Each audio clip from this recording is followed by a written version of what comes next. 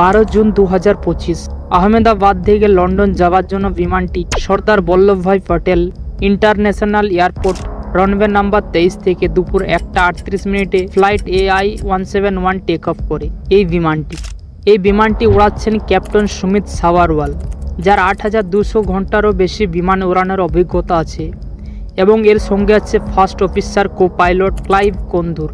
এর বিমান উড়ানোর অভিজ্ঞতা আছে 1100 ঘন্টারও বেশি। 241 জন যাত্রী নিয়ে আকাশে উঠেছিল এই বিমানটি 630 ফুটেরও বেশি ওপরে উঠেছিল কি ঠিক তখনই বিমানটির মধ্যে এমন কিছু হলো যে সঙ্গে সঙ্গে বিমানের পাইলটকে এটিসি অর্থাৎ এমার্জেন্সি মেডে কল করতে হলো। এমার্জেন্সি মেডে একটি এমার্জেন্সি সিগন্যাল হয় যা পাইলট দেয় যখন বিমানের মধ্যে ভয়াবহ সমস্যা দেখা দেয়। কিন্তু ঠিক তখনই বিমানটি নিচের দিকে দ্রুত নেমে আসে আর এয়ার ট্রাফিক কন্ট্রোলার থেকে কন্ট্যাক্ট বিচ্ছিন্ন হয়ে যায়। আর মাত্র 2 মিনিট পরে বিমানটি আহমেদাবাদের মেঘানীনগর এলাকায় BJ মেডিকেল কলেজের হোস্টেলে বিস্ফোরিত হয়। বিমানটি লন্ডন যাওয়ার জন্য উড়েছিল, তাই এই বিমানটির ফিউল ট্যাঙ্ক পুরো ভরা ছিল, প্রায় 1,26,000 লিটার ফিউল। তাই যখন এই বিমানটি BJ মেডিকেল কলেজের হোস্টেলের সঙ্গে ধাক্কা খায়, যেহেতু ফিউল ট্যাঙ্ক পুরোপুরি ভরা ছিল, তাই বিস্ফোরণের ধামাকা জোর আরও বেশি হয়। এবং খুবই দুঃখজনকভাবে এই দুর্ঘটনায় বিমানটির মধ্যে যতজন যাত্রী ও বিমানের ক্রু মেম্বার ছিলেন সবাই মারা যান, এবং নিচে থাকা এই মেডিকেল কলেজ হোস্টেলের 50 জনেরও বেশি ডাক্তার ও সাধারণ মানুষ এই দুর্ঘটনায় মৃত্যু হয়। এবং পুরো দুর্ঘটনা থেকে বেঁচে যান মাত্র একজন সাহসী রমেশ কুমার নামের মানুষ, যিনি বসেছিলেন বিমানটির মধ্যে সিট নম্বর 11-তে। একজন 35 বছরের ব্রিটিশ ভারতীয়, যিনি শেষ মুহূর্তে ফ্লাইটের এমার্জেন্সি এক্সিট দিয়ে ঝাঁপ দিয়ে প্রাণে বাঁচেন।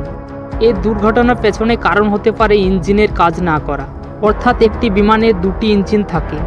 যদি একটা ইঞ্জিন বন্ধ হয়ে যায় তবে আর একটা ইঞ্জিনের মাধ্যমে বিমানটা উড়তে পারবে এবং সেফলি ল্যান্ডিং করতে পারবে। কিন্তু এখানে হয়েছে এমন, বিমানটির 2টি ইঞ্জিন একসাথে কাজ করা বন্ধ করে দেয়।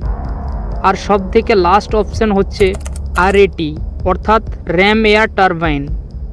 এটারও মাধ্যমে প্লেন সেফলি ল্যান্ডিং করানো যায়। এখানে আপনি লক্ষ্য করলে দেখতে পাবেন পাইলট শেষ মুহূর্ত চেষ্টা করেছেন, কিন্তু এটার জন্য আর সময় পাওয়া যায়নি, এত স্পিডে নিচে নেমে এসেছিল বিমানটি। আরও এখন প্রশ্ন দাঁড়াচ্ছে নাকি বিমানটির মধ্যে অন্য কিছু সমস্যা ছিল। এটা জানা যাবে শুধুমাত্র বিমানটির মধ্যে থাকা ব্ল্যাক বক্সের মাধ্যমে।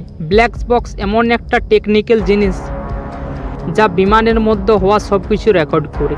এটি 2টি ভাগে থাকে, FDR অর্থাৎ ফ্লাইট ডাটা রেকর্ডার, আর CVR ককপিট ভয়েস রেকর্ডার।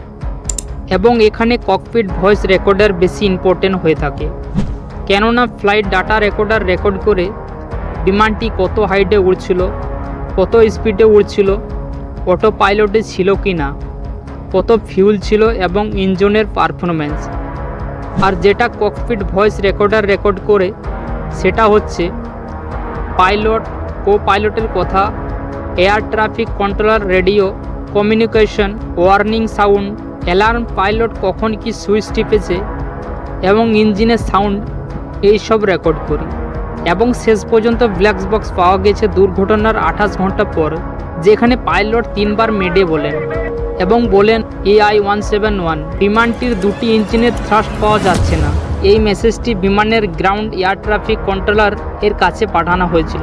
বিমানের ভূপতিত হবার মাত্র 1 মিনিট আগে, যখন বিমানটি ছিল 600 ফুট উচ্চতায়, এখান থেকে বোঝা যায় 2টি ইঞ্জিন বন্ধ হয়ে গিয়েছিল, অর্থাৎ পাইলট পুরোপুরি গ্লাইড মোডে চলে যান। মেডে সংকেত শুধু তখনই পাঠানো হয় যখন পাইলট মনে করেন বিমানের জীবন ঝুঁকিতে এবং এমার্জেন্সি ল্যান্ডিং চাওয়া হয়েছিল, কিন্তু সময় ছিল খুব কম।